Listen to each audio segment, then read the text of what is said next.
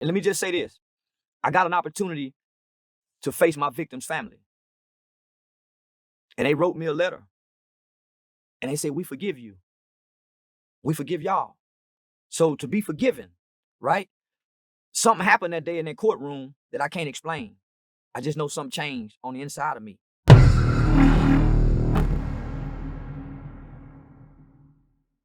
I don't care nothing about no grown person making no bad choices and decisions.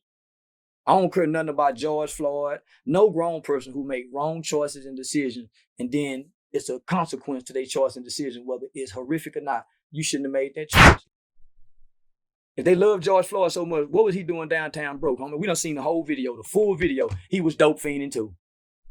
He was dope fiending too, homie. I don't care about no dope fiend, nigga, homie.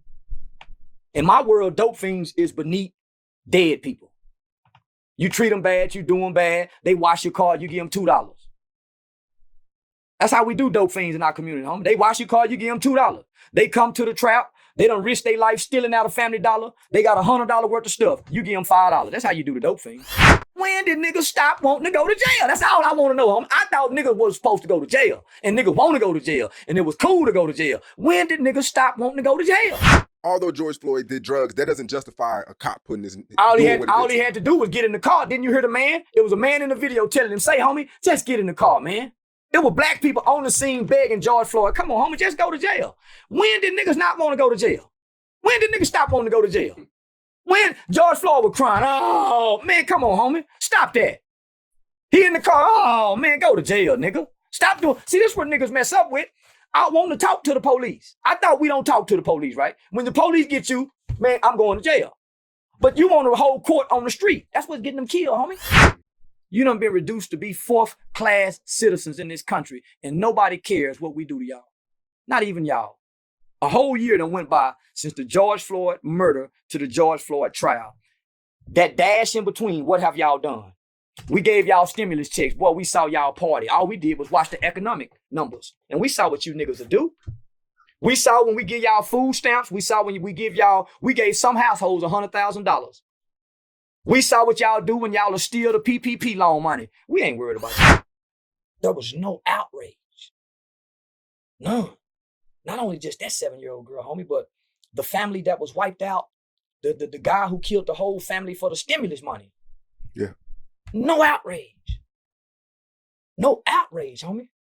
So why should anybody else feel any sympathy for a DMX, a George Floyd, when you guys call them innocent and they made wrong choices and wrong decisions in life that affected them in life? Yet we have children over here who are born into situations and circumstances that they're not asked to be born in. And they're affected by the environment and the people in the environment who are making wrong choices and decisions. We ignore that. And that baffles me, my nigga. So that's the disdain that I have for the black culture. That's the frustration that I have with the black community. That's all gang members. That's all gang members. Don't gangbangers kill? Don't gangbangers wake up every day looking to kill an op? So why shouldn't they die? Why should we wish death on the people that kill those people? Fuck that idol. That idol is a demon. A self-proclaimed demon. Nigga, I don't ride with demons. When did black people start riding with demons? Homie, we got grandmothers who pray, mothers who say, son, bless your food before you eat. Black on black violence isn't a thing. I bet if you go talk to all the mothers who children and sons was killed by another black man, they would say otherwise. American black man, when I walk out of my doors, my greatest threat is another black man who look like me. It's not a police officer who's gung-ho. It's not a racist police officer. It's not the Klansman. I got to first survive amongst the niggas and the black folks around me. I'm willing to do whatever, my nigga, to remain in my children's life. I'm willing to ignore a nigga that's talking on the internet. I'm willing to be a hoe ass nigga and walk away from a situation that maybe make me look like a hoe so I can go home and be a father. And Lil Boosie had a paid, hired hitman little boy that killed nobody but black people. Lil Marlo Mike in the back itching for a body is what he said. Why would he slap Kanye West, a man with biracial white children, embracing the concept and the notion that black and white lives matter? Why would they be mad at this man, huh? Yeah, Boosie said on Twitter, you just gonna keep using this platform to shit on your own people? You using yours, Boosie? Terrence? Your whole platform was about killing people, and you kill people, Boosie. Your whole rap career, your whole platform about killing drugs, putting X pills in girls' booties, say, fuck them like a dog, I'm gonna treat them like a dog, I'm gonna walk them like a dog, I'm gonna fuck them like a dog. And that's why they say we're an entitlement generation. That's why they say we don't have the right to complain about what our ancestors went through. We don't know that. We can talk back to white folks. We can say, fuck you and not get killed. They couldn't do that. So it's in everybody's best interest but ours to let the word nigga die. If you land on me like that, homie, I got a will to live. I ain't finna lay there peacefully and let you just peacefully kill me. I'm gonna flop. I'm gonna kick. I'm gonna spit. I wanna live, homie. I saw a man that didn't have the will to live when I saw George Floyd. Is Charleston White the modern day King David? Welcome back to the Be For Real Show. I'm your host, Brother Brooks. Thanks for joining me. If this is your first time here, please do me a favor and smash that subscribe button and smash that like button. Without beating around the bush, let's get right into this. Is Charleston White the modern day King David? Well, I don't know. He may be.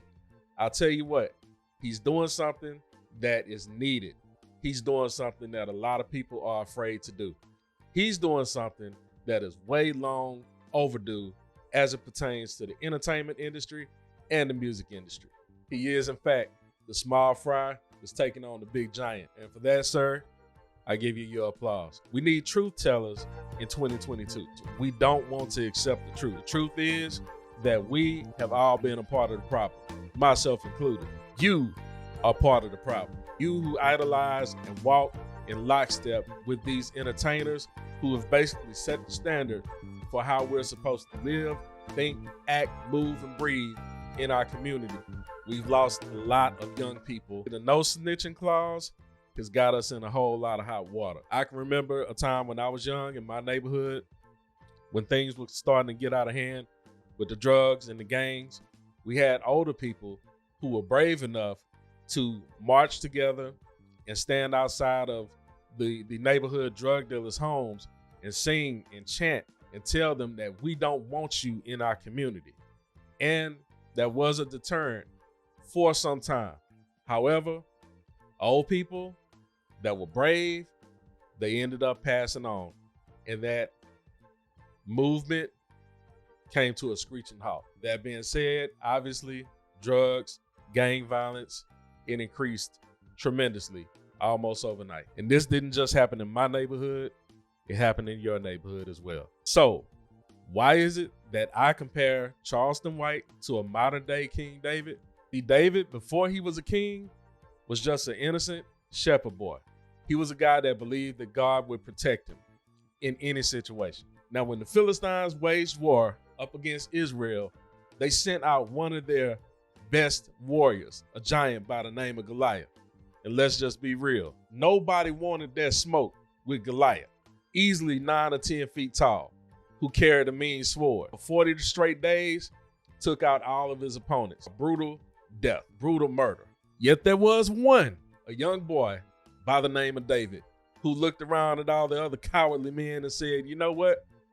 Send me a David in comparison to a guy like Charleston White, small frame, big mouth. I got God on my side.